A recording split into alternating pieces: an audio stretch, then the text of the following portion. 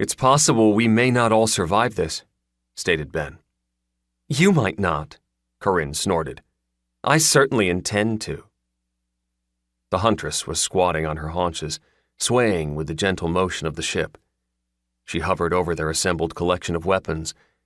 They'd laid them out to take stock and make the best use of the resources they had available.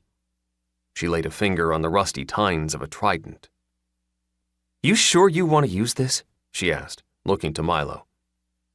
The young man's loose curls flapped in the sea breeze as he nodded. "I have the least amount of weapons training. It makes sense that I get the worst of the lot. Besides, we don't have any other options, do we?" "He's right.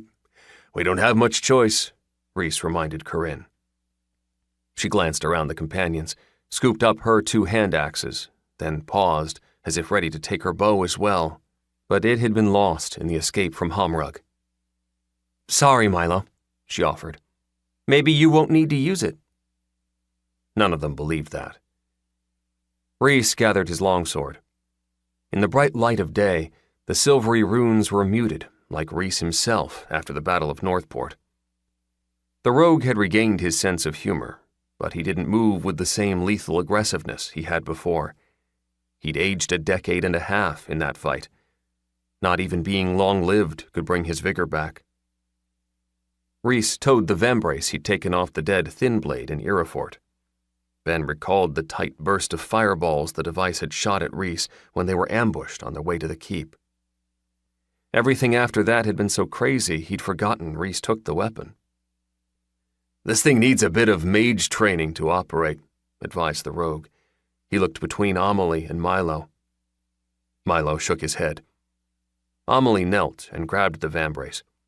She strapped it on her arm and grunted. "I can feel the heat." "Be careful with that," advised Reese. "Don't forget we're on a ship made entirely out of wood. I'd hate to start swimming because you couldn't wait to try out your new toy." Amelie rolled her eyes at him. "It may not be much more useful on land," added the rogue.